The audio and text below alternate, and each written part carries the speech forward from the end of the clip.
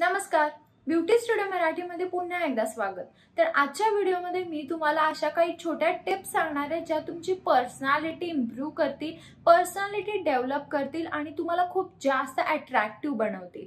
चला तर मग हा आजचा व्हिडिओ आपण चालू करूया। नंबर 1 टिप आहे मेकअप ओकेजन नुसार करा। म्हणजे जर दिवसा तुम्ही कुठे जर जात असाल, जर दिवसा काही छोटंसं फंक्शन असेल तर तुम्ही लाईट कलरची लिपस्टिक, थोडासा मेकअप करू शकता।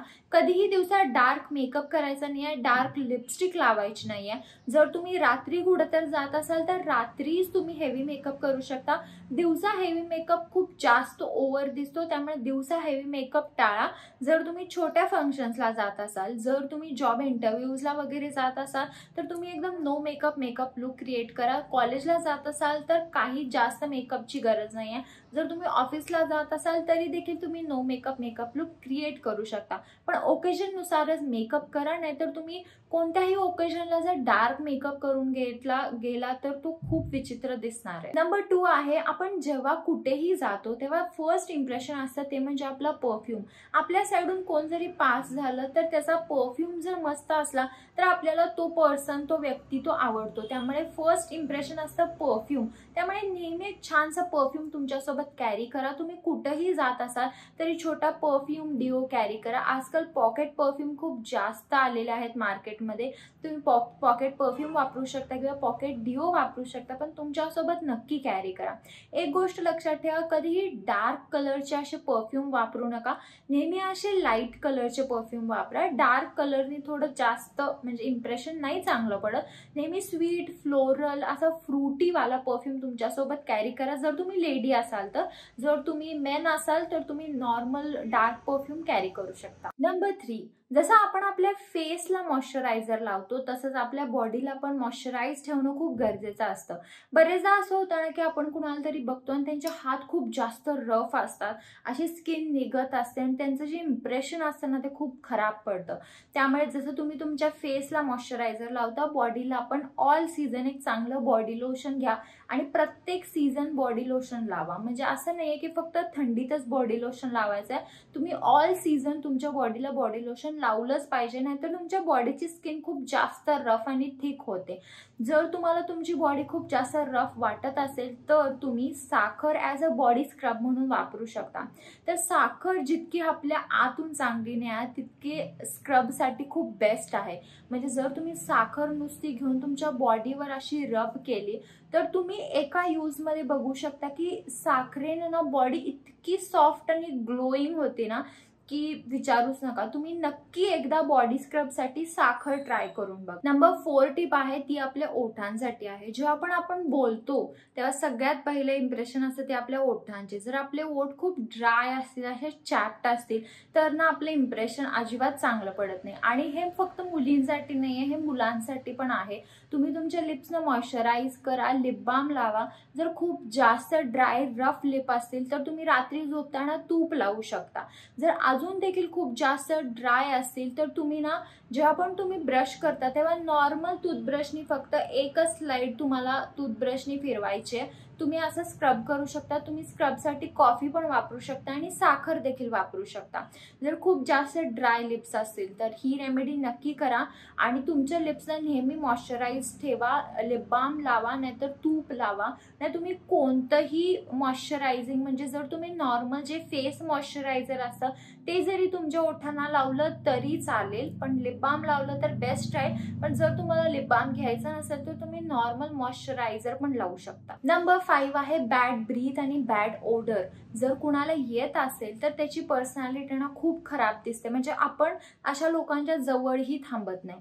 त्यामुळे जर तुम्हाला बॅड ब्रीथ, बॅड ओडर येत असेल तर रोज दिवसातून 2 वेळा तुम्ही ब्रश करा, तुमची जीभ चांगली साफ करा, तुम्ही माउथवॉश वापरा, ब्रश व्यवस्थित करा आणि खूप जास्त असं हेवी फूड खाऊ नका रात्री झोपताना। जर तुम्ही व्यवस्थित ब्रशिंग वगैरे केलं तर तुम्हाला बॅड ओडरचा, ब्रीथचा काही प्रॉब्लेम येणार नाहीये।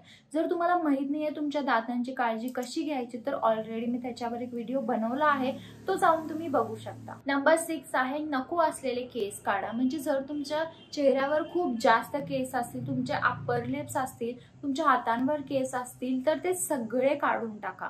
जर तुमचे असे केस असतील ना फेसवर वगैरे तर त्याचे इम्प्रेशन खूप खराब दिसतं. त्यामुळे जे काही अनवॉन्टेड केस असतील तुमच्या हातावर, अंडर आर्म्सवर, ते सगळे काढून टाका, जेणेकरून तुमची बॉडी सॉफ्ट होईल आणि तुम्हाला ना बॉडी ओडरचा त्रास देखील होणार नाही जर तुम्ही अनवॉन्टेड हेअर्स काढून टाकले तर. त्यामुळे ही टिप पण नक्की फॉलो करा. नंबर 7 आहे आपण बरेच वेळा ना नेल स्टायलिंग साठी नेल्स म्हणजे नख वाढवतो आणि त्यांना आपण साफ क्लीन ठेवायचं विसरून जातो. आपण फक्त नेल पेंटवर नेल पेंट एकावर एक असा थर देत जातो. बरेचदा आपली नख येलो पडतात, त्यांची शाईन जाती, त्यांना असं व्हाईट कास्ट येते, तरी पण आपण आपल्या नखांकडे लक्ष देत नाही. त्यामुळे नेहमी तुमचे नेल्स असतात ते असे छोटे ठेवा, काही वाढवायची गरज नाहीये. जर तुम्हाला नेल स्टायलिंग करायचे असेल, नेल्स वाढवायचेच असतील तर त्याला प्रॉपरली मेंटेन ठेवा.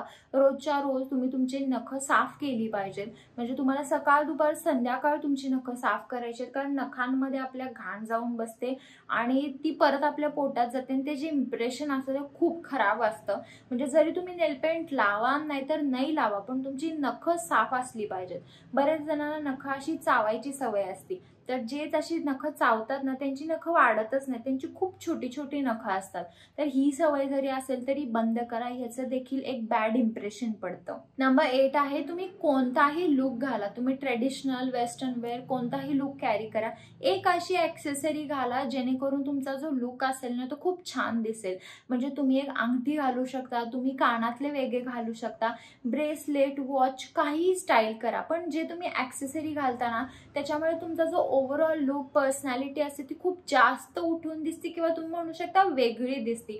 तुम्ही नॉर्मल बघा, जर आपण कानातलं घातलं नाही तर आपण खूप असं नॉर्मल दिसतो आणि जेव्हा आपण कानातलं घालतो तेव्हा आपण खूप छान दिसतो. त्यामुळे या अशा छोट्या छोट्या टिप्स असतात त्या नक्की फॉलो करा. म्हणजे तुम्ही कानातलं तर घालाच, पण तुम्ही एक ब्रेसलेट घालू शकता, तुम्ही वॉच घालू शकता, नाही असं काहीतरी घ्या जे तुमच्या सगळ्या आउटफिटवर जाईल. म्हणजे तुम्ही ट्रेडिशनल वेस्टर्न वेअर काही त्याच्यासोबत घालू शकता, असं काहीतरी तुम्ही घेऊ शकता. लास्ट माझी टिप आहे ती म्हणजे फ्रिझी कोरडे केस. बरेचदा आपण असं बघतो ना की बरेच जणांचे खूप असे पिंजऱ्यासारखे केस असतात आणि त्यांना बघितलं आपल्याला असं वाटतं की अरे हे कधी केसांची काळजी घेतात का नाही, का कधी तेल लावतात का नाही.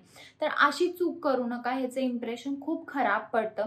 नेहमी तुमच्या केसांना मॉइश्चराईज ठेवा, एक चांगलं सिरम वापरा. सिरम वापरायचं नसेल तर तुम्ही ॲलोवेरा जेलनी देखील तुमचे केस मॉइश्चराईज ठेवू शकता, पण असे कोरडे असे भुतासारखे केस घेऊन कुठेही जाऊ नका, त्याचे इम्प्रेशन खूप खराब पडतं.